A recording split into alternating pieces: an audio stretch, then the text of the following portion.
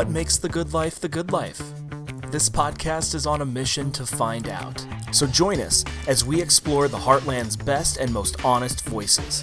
Venture to all four corners of York County, because when it comes to quality of life, it's all about keeping it local. Brought to you by the York County Development Corporation, this is 17 County, Season 4, with a spotlight on York College.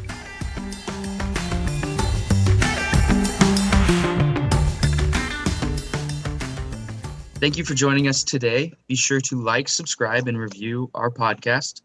Doing this helps grow our podcast, 17 County, and we appreciate the help from our listeners. We would also like to take the time to thank our members who help support YCDC, members such as Cornerstone Bank, members such as Chances Are, York State Bank, Cornerstone Building Brands. These are all great members that have helped support YCDC in our mission. Members can be found at our membership directory at yorkdevco.com. That's YORKDEVco.com. And so we'll go ahead and jump right into the interview. On this episode today, we are joined by an individual who has a great passion for our community. He has been a director at the Community Playhouse for productions such as They're Playing Our Song, Lil Abner, Grease, Joseph and the Amazing Technicolor Dreamcoat. Those are just to name a few. He also serves as the chair of performing arts at York College. And I'm looking forward to learning more about his passion for music, his passion for this community, and his love for his family. And so today I welcome Dr. Clark Roush to the podcast. Glad to be here. Perfect. So this first little segment, just kind of a fun one, just get you kind of loosened up. So you're walking through the trails here in Beaver Creek, and you stumble upon a time machine. It's got a note kind of stuck on the door. On the note, it says there's enough juice in it, enough energy for a trip for you to go somewhere and come back in any time period. When and where would you go? Oh man, that is so simple. I would go to Italy in the Renaissance. It is some of my favorite music. And if you think of some of the great artists that were in Florence and Venice and Naples and Rome, the visual artists, the sacred church composers, just the explosion of knowledge and discovery that happened in especially the mature last 100 years of the Renaissance. That would be incredible. Is there a certain artist that you would want to maybe meet in person, or something you would try to track down maybe?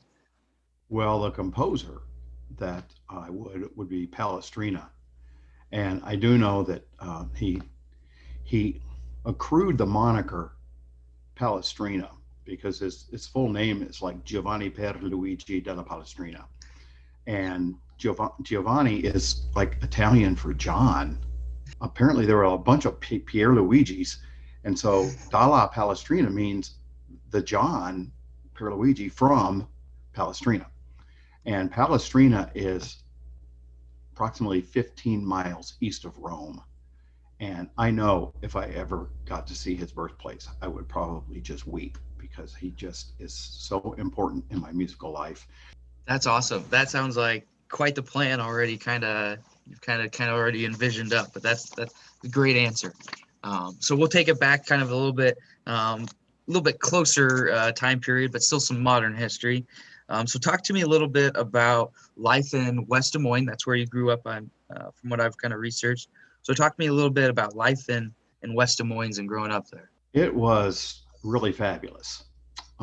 West Des Moines exploded soon after we moved there, simply because, this sometimes happens around major cities, is people don't want the big city public school district. And so the suburbs start expanding. And so I was incredibly blessed. My dad was a driver education teacher in the public schools. And then eventually he went to work when we moved. When I was going to start fourth grade to West Des Moines, he started working as a public safety instructor for the State Department of Public Instruction and Safety in Iowa. And he purposely wanted the school district that I went to And my high school was unbelievable.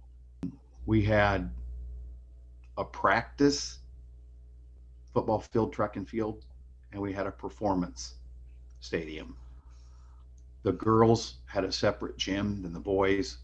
There was an Olympic-sized swimming pool. There was tennis courts. I could practice the low hurdles in one of the hallways. I could practice the 110 hurdles down one hallway and still have time to slow down and not pull anything. You could have, I think, over 240 college prep offerings, and they were the first high school in the United States of America to be given a Grammy Award for exemplary performing arts in the high school. And that's the system that I came through and that formed me. And, being in the marching band that was the Bicentennial Band of Iowa. They chose one marching band to go to DC in '76, and it was ours. Playing in the orchestra, I was a percussionist, playing in the second jazz band, playing trap set, being really a kind of a kingpin in the choral department.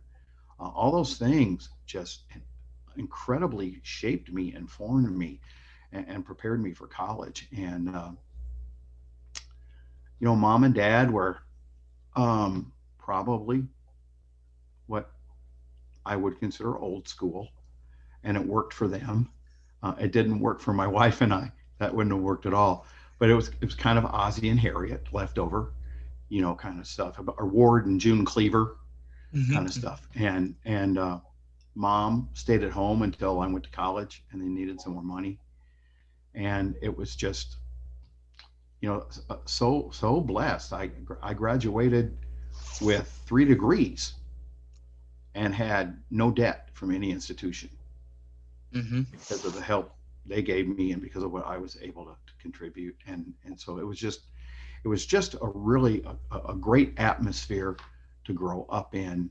And I feel very blessed to have had the parents I did and to have gone through, the public school system that I went through, and just to have all the advantages of the big city, but not necessarily, having to live right in the guts of it. Be in the middle of it. Yeah. And when your school wins a Grammy, it really sets your tone for, I need to succeed. I want to do this. I know what it looks like to succeed. Here's what I'm going to go and do. So that's pretty cool that you were surrounded by that type of kind of greatness, because, greatness breeds greatness and things like that. And so talk to me a little bit about, where you ended up choosing. So you ended up going to Harding. What was the desire for Harding and everything like that? Okay, that's a really good question. At 17, I was sitting down in my room and I crafted out a dream for myself. And my dream was that I would be a Christian college choir director. I would be married.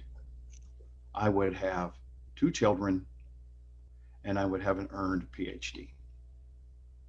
And I think one of the reasons I stay so incredibly happy is I felt like for most of my life, I woke up in the middle of my dream and I got to live it.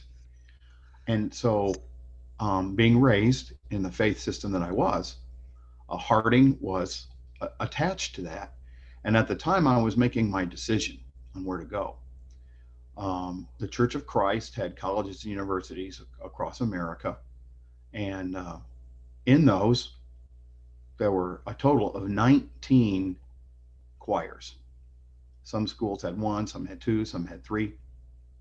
And at that particular moment in history, 14 of those 19 choirs were directed and conducted by people that had their bachelor's degree from the Harding Music Department. And so I just kind of internalized myself, well, that must be the factory. That must be where you go. And so I went down there and visited. I fell in love with it. And I tried to work my way through from the very first time I set foot on my campus until the time I graduated. So that if people over the years were still calling Harding, and they're not so much anymore as they were, but they were in the early stages of my career, they were calling Harding and saying, we have an opening. Who do we go after? And I was blessed in that my name was the name on their lips when I left. And so I actually turned down 4 job offers before I accepted the one at York, because people were phoning Harding and then they were getting in touch with me. I feel like I've always had options, but that's what drew me to Harding. Yeah. So talk to me a little bit about why conducting. It sounds like you have, such immense passion for it, obviously, but how did you fall in love with conducting? Like most people fall in love with, being a singer, being everything like that. Right. Why conducting? Right. And I had a very accomplished high school singing career. And I've always felt like I've done the very most I could with what I've been given. And I'm as trained as I possibly can be. Mm-hmm. But it's not my inherent gift. Mm-hmm. And when I was a senior in high school, 2 things happened that were incredibly formative. My high school choir director, we were having a rehearsal like 3 days before our big concert. And in that rehearsal, he cut a song. He said, we're not ready on this one. Everybody's going to know why it's in the program, but why we're not singing it. And everybody's going to know it's not me. They're going to know that you just weren't ready. And I remember I was devastated and I started crying. I was just like, no, this is not who we are. This cannot happen. Yeah. Yeah. And so his name was Mr. Clark, and they always used to joke about us, and they called us Clark, and all that kind of stuff. And so I said, Mr. Clark, would you please leave the theater? And he trusted me, and he said, okay. And so he walked out, and I stepped in front of the choir, and I said, I'm going to be in the choir room after school at 3:30 doing a rehearsal. You will be there. I will be there the next morning at 7 a.m. You will show up. And everybody did. And so he was supposed to come in at the end of that last rehearsal and hear everything. Well, he had a faculty meeting. So at the end of those 3 rehearsals, he comes in and the choir's gone. And I'm just sitting there in the room by myself waiting for him. And he comes back and he says, so where are we? Can I put it back in? I said, but sir, you haven't even heard it. He goes, I don't need to. I trust you. So you tell me. And I said, okay, yes, sir. You can put it back in.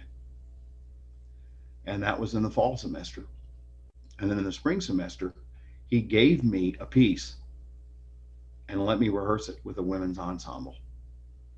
And to my knowledge, I'm the only student he ever let do that. I absolutely fell in love. And it's not what some people think. It's not the power trip. It's not the I'm in charge.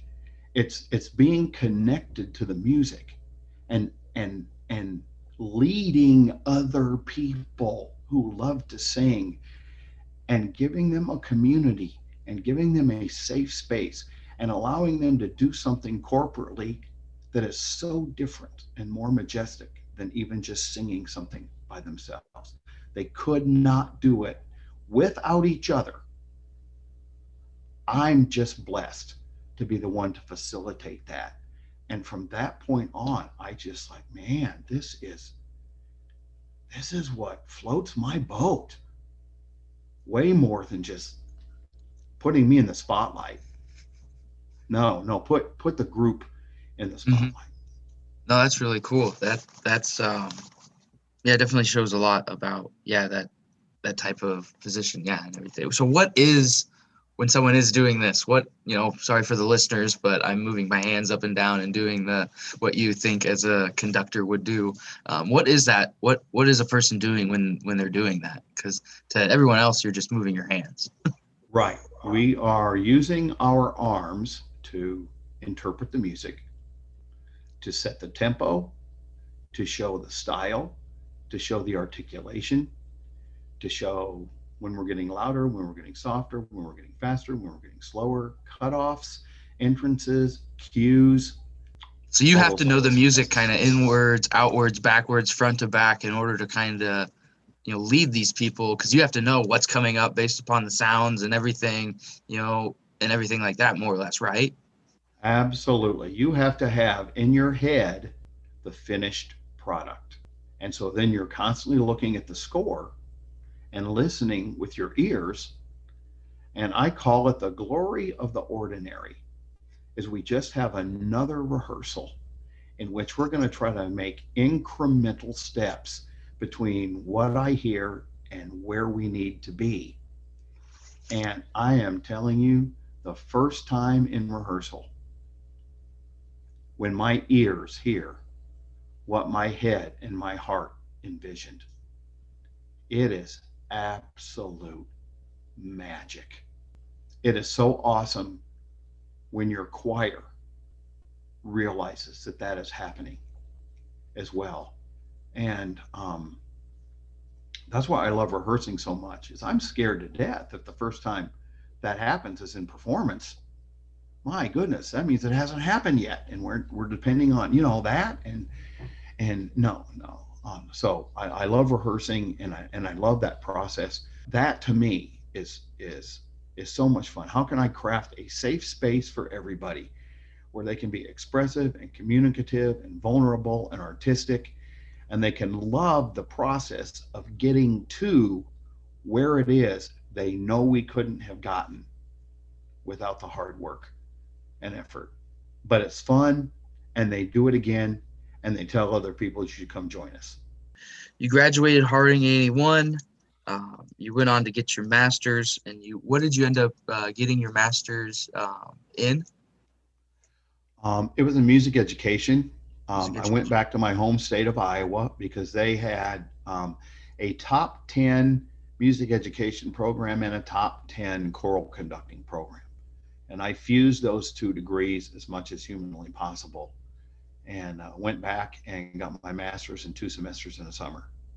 Wow. So yeah, you really powered through that. I did. It was a goal of yours, and you said it. And so what was the journey and the arrival to York? Why York? How did you decide upon York? So how did it kind of end up on your radar as a professional career? Well, I had been in my K through 12 public school job in Iowa for 4 years, and I loved it. I absolutely loved it. And I had a friend, one of my lifelong friends, who lived at York at the time, and then he moved away, but then he moved back and is in York again now. But all of a sudden one day I get a phone call, and he says, I don't know if you've heard about this yet, but the choir director at York told the kids he's leaving. So whether the administration knows yet or not, that job is going to open up if you want to get your stuff in. Wow. So I thought, well, I've only got a master's, but man, I do because that's Christian college choir.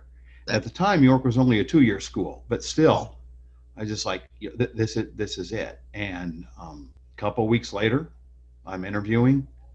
They're slipping a contract across the desk, and that was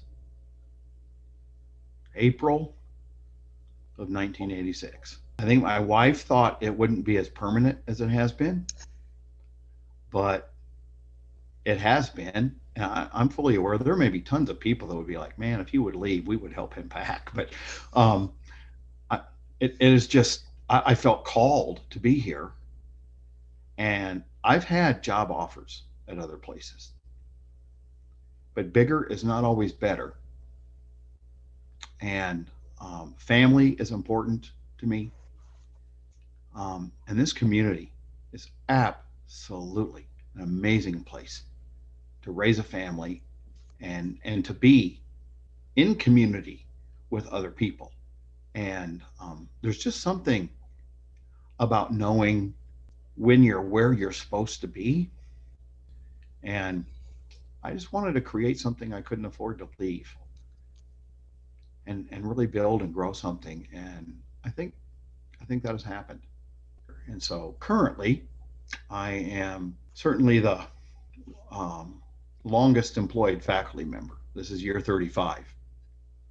And no faculty member's been here longer. I'm not sure about staff. There may be some staff people that have been here longer, but Doesn't make me better than anybody. It just makes me fortunate. Just Mhm. makes me very fortunate, and had a good ride. And I hope I still have many chapters left to write. Oh, no doubt, no doubt. And so, talk to me a little bit about the family, the community that is York College, and what that kind of makes great. Not only the students that you get every year and that you'll see and that come back and probably visit, or you hear or touch base, but the actual, the community of the teachers and the people who make up what is so great about your college. Wow. I I I think it's the fact that the faculty and staff and administration and board are all drawn to the same mission and purpose. And so it really doesn't matter what your personality is like. It really doesn't matter what your political persuasion is. It really doesn't matter if you're religiously conservative, liberal, whatever, or those kind of things. The common denominator is the mission of the school and what we're all trying to accomplish. And because we are a private nonprofit, there's nobody here that ever has the sense of, well, we're just trying to make a corporation or the people at the top more money by what we're doing. That's not who we are. That's not what we're set up to. And so I think there's a camaraderie that happens kind of like from everybody being in the trenches, but everybody understanding why they are and being drawn to that, as it were, communal purpose. And so some of those names and faces come and go throughout the years as they need to, but the mission remains the same. For students to be surrounded by a whole bunch of professionals that all feel that way, I just I think it's magical, and I think there's so much transformation that happens in most people anyway. But when they're 18 to 22 and they're away from mom and dad and they're trying to figure out how much of the farm people have been trying to sell them that they want to buy, and all that kind of stuff, and making decisions for their lives. I love being a cog in that wheel. No doubt. And I have the mission statement here pulled up right quick. Do you mind if I share that with the listeners so that way? That'd be awesome. Yeah. So the mission statement for York College. The mission of York College is to transform lives through Christ-centered education and to equip students for lifelong service to God, family, and society. So yeah, I think, that mission really says it all for what, York College is about. What does that kind of mean to you? It means that if someone is we're really big on the transformation part of that, to understand that the truest transformation happens in the hearts of young adults. And that's really more a God thing than a Dr. Roush thing. And I just try not to get in the way of that. My job is not to clone anybody. My job is try to be one of those instruments that's part of people's transformation. And that, at least to me, seems to give my life purpose and meaning. And I'm always just hoping that I'm not the only one enjoying me being here. I don't think that's the case, but yeah, I hear that you. was the point. So, yeah, I love our mission, and again, I think that's what is the tie that binds us all together and gives us all the purpose through thick and thin. And so, I mean, naturally, you've been very involved with the arts, with your role at your college, and so that extends into our community as well, with your involvement in the community Playhouse. So, talk to me a little bit about how you got involved, with just your history with the community Playhouse. All right. Well, we moved here I graduated in July of '82, and we moved here a week later. And this was so far back that the Playhouse was doing dinner theater productions in the beer garden at Chances Are. I wish they still There's did going to that. be That'd be so cool. there's going to be some other people that remember that, but it was a zoo because we had to strike the set so they could do their Sunday buffet and then like put it back up, and all those kind of things. And then there was a time where they went to the Legion Club, and then of course they have their wonderful new facility. But I guess I was fresh meat because I showed up and they said, "Hey, the music man, the new music man, how'd you like to do a musical?" Put them to work. And so I did. And because the space was so small down there, they're playing our song is wonderful, but it only has 2 cast members. And Makes it kind of it's tough. great. Yeah. It's great music by Marvin Hamlish, but I knew all I had to do was find 2 people. And I knew I was very possibly, depending on the audition, married to one of them. And so that was kind of my foray into the organization. And it has been unbelievably impacting to my entire family. Sue and I co-directed several musicals together.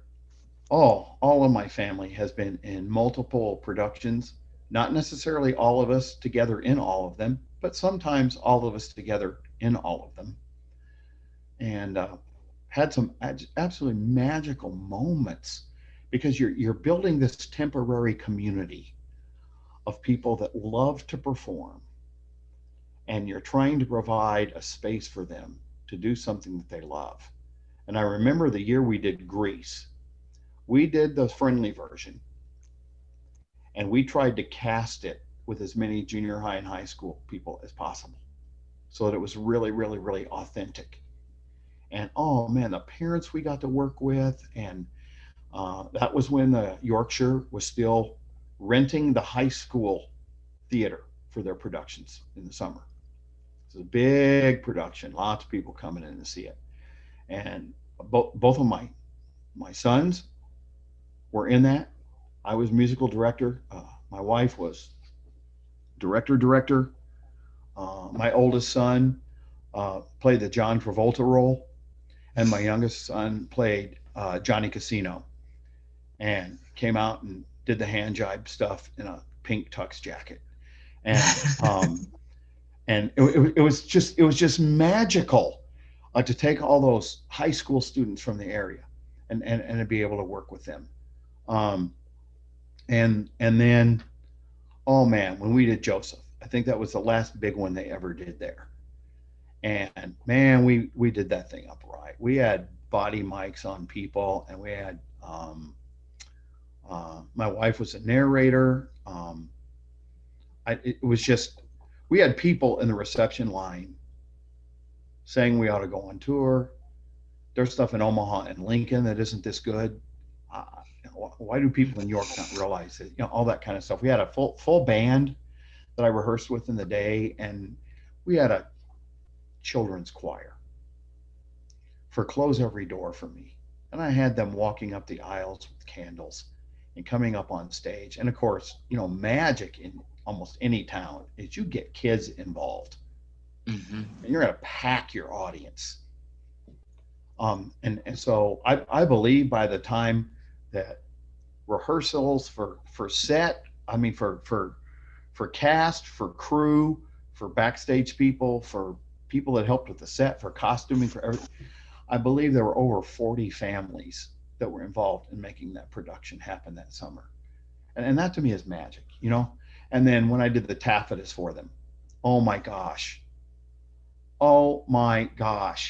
For 9 months after that show was over, the taffetas still had to make appearances all over the community and sing part of that for people. And it's just like, is this thing ever going to die?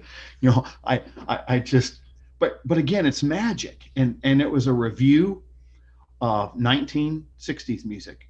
And the premise of the musical is that the audience is sitting in on the taping of a sister act that's making their television debut in New York City.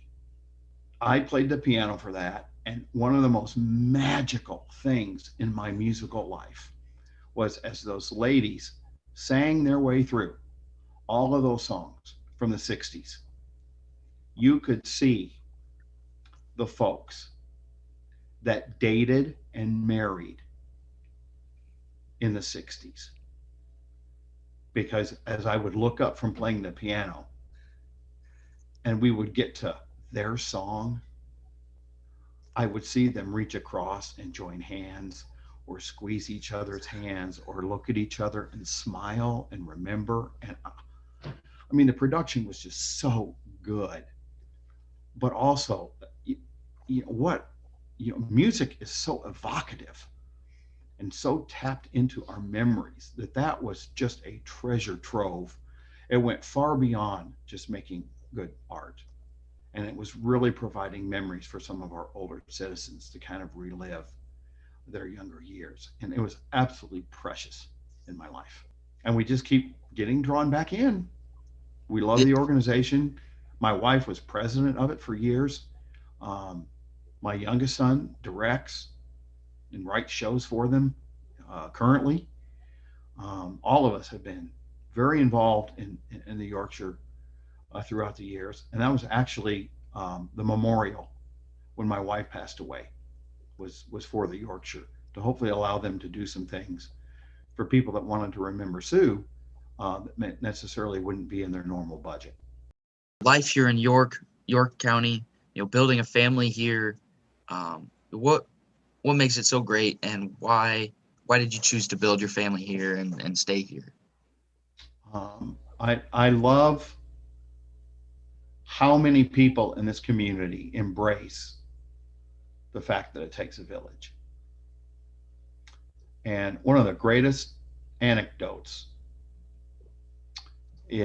wasn't necessarily the favorite of my boys, but when they were younger and experiencing their freedom, and they were off on their bikes, and I live on the corner of 6th and Ohio, so you cross Delaware, and then it's just a couple blocks to the park. Mm-hmm. And all of a sudden, one day the phone rings, and it's somebody that says, I don't want to get your sons in trouble, but I just know that you want them to be safe. And when they were leaving the park on their bicycles, they did not even look, and they just pulled right out in front of traffic. Well, that gave us an opportunity to have a conversation, and what that is that's someone else caring for another family in the community. We live right across from someone who works in the sheriff's department. I've always felt kind of safe with a patrol car sitting across the curb, across the street. But I remember, my boys were in high school and they were learning to drive. We're on a corner. Well, it was a time where we had, lots of little kids in the neighborhood. Well, the neighbor could have absolutely nailed them, but he comes across and one day he says, "Come here, Clark. Let me talk to you." It's okay. He said, "Your boys are coming around that corner pretty fast. I'm going to give you a chance to talk to them. And you can tell them if you want to that if they don't want to listen, then I'll be talking to them." See, that's community to me. Mm-hmm. I love York Public Schools. I'm such an advocate for them. That to me was certainly another strength in staying here. And I hope York always keeps its commitment to each other. I think that's one of the things that makes it a jewel and makes it so attractive and such a fabulous place to live. No, without a doubt. I'm only 29 years old. When I moved away, what was that? I was working in Indianapolis, and I just knew after being there for only a year that wasn't ever going to be the place for me. There was no community. There was no, every time I tried to volunteer somewhere, it was, well, who are you? It just wasn't fun. So life in York County. I love it. And, my youngest son decided to move back, and now he's raising a family. here in town. I think fabulously and wonderfully uber connected to the community. Um, and that warms my heart to watch that, and sometimes even be a part of some of those efforts and initiatives, that he's drawn to. For sure. So I don't know how much you kind of want to talk about Sue on this podcast, or if you want to talk. I would love for you to share however you want to. She absolutely loved this community. She grew to a place professionally where there just really wasn't a job here for her with her discipline. But even when she would commute, she would constantly say, the things that she missed on this and that and the other. But she was so connected to the community in so many ways. I remember as part of her doctoral work, I don't know where the group is now, but she kind of formulated this like Women of York thing to get going. And she just had such a passion for mentoring younger women, because the Queen actually shattered the glass ceiling without any role models in her generation on how to do it. And she wanted to make the next generation of female professionals, she wanted to make things easier and better for them. She loved this community passionately. She gave to it in a multiplicity of ways. We had a 38-year fabulous love story. It just ended too soon. And I'm certainly not the only one missing her. I'm certainly not the only one grieving. It affects me very personally. But I believe anytime anyone experiences loss, that it's equally significant. So mine is not a superior grief or a harder grief or anything like that, but it is mine, and it's the only one that I have. And there's some intense moments to it, that COVID has added. That is my new reality. And she would want me to figure out a way to thrive and not just survive. And so I think that's what our family is trying to do, to honor her and remember her and go ahead and hurt when it hurts and lean into the pain and see what it has to teach us and see if we can grow and see if we can not just only become different, but see if we can become better somehow. But she was so passionate about family that I believe our family is passionate about still trying to really stay connected as family and love each other through this and be there for each other in the ways that we can, and not have too many of those moments where, because everybody's grieving, there's all this stuff we're going to have to deal with even when COVID's over. So we're, all just doing the best we can. But I know she had a lot of friends, and she was definitely the more personable of the two of us. And that's completely understandable. And I think one of the most amazing things about her people responding to her death was almost all the things, all the anecdotes I saw online and heard in person. About 90% of them I never even knew. She just did what she did quietly. And that's just so different. My position and my responsibilities are so public that I just kind of have a different jam than she did. But I think we made a great team. We called each other Team Roush all the time. And I love our family.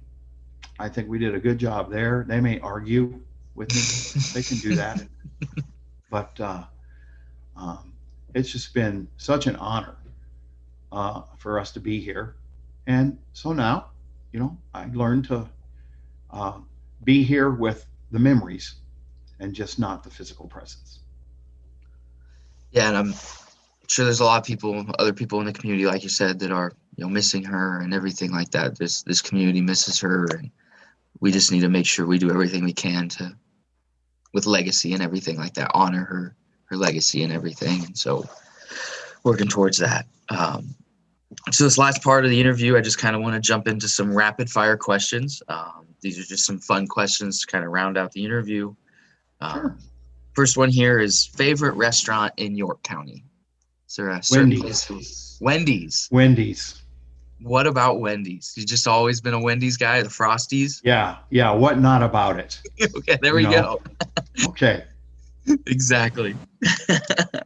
Plus, Lonnie Berger is such a stud. He's an amazing fellow. He's just a man, and a half. So, I mean, all that. Awesome. Yeah. Thoughts on York College esports? I saw that York College is getting esports. Yeah, I love it. That seems to be a new thing. And hello, they already spend a godforsaken amount of time playing those games anyway. Why not, bring some more people on campus to compete and do it? What do I care? Get them some scholarship money too, Yeah, that's not my gig, but boy, it's a lot of other people's.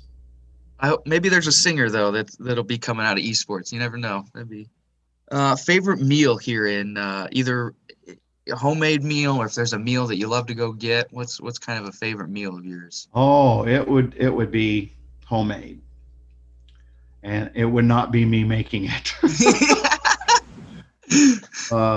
My oldest son is a chef. I am not. Oh wow! But my favorite meal would be prime rib, roasted ranch potatoes, a small salad, a glass of wine, and creme brulee.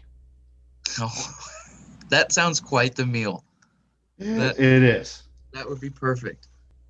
Favorite memory here in York County that you maybe have?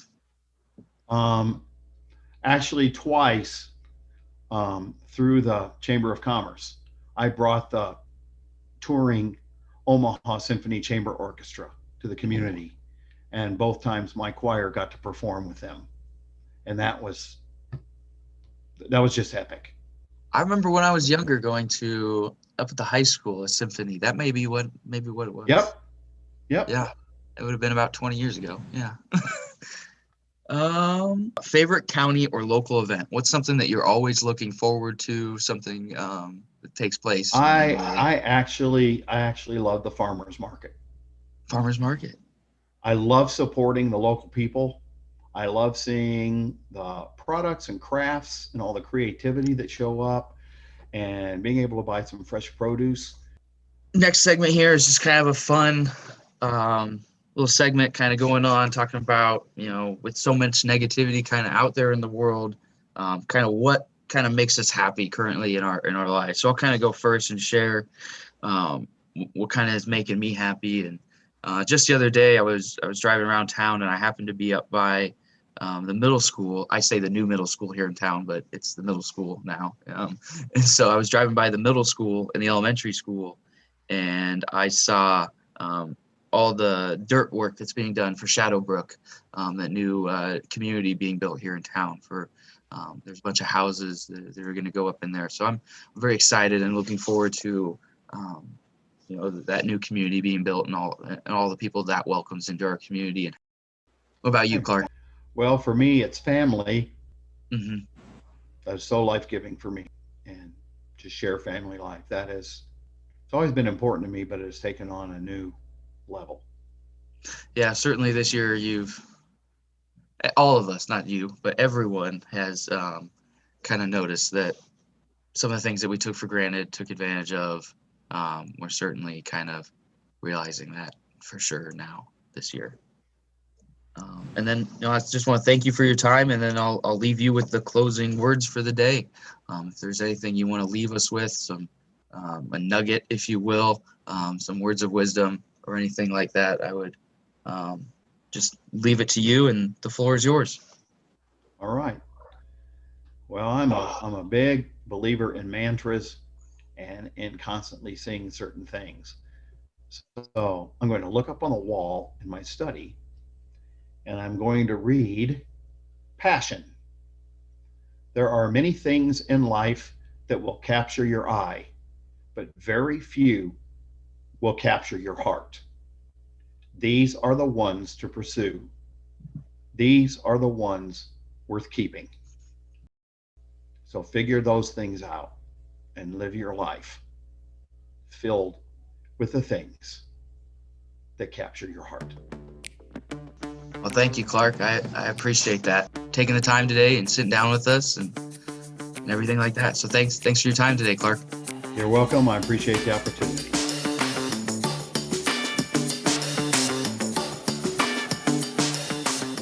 This is 17 County, brought to you by the York County Development Corporation in Nebraska. For more information about life and opportunity in the Heartland, visit yorkdevco.com. Come grow with us. And if you liked this episode, be sure to rate and review 17 County on Apple Podcasts or wherever you listen.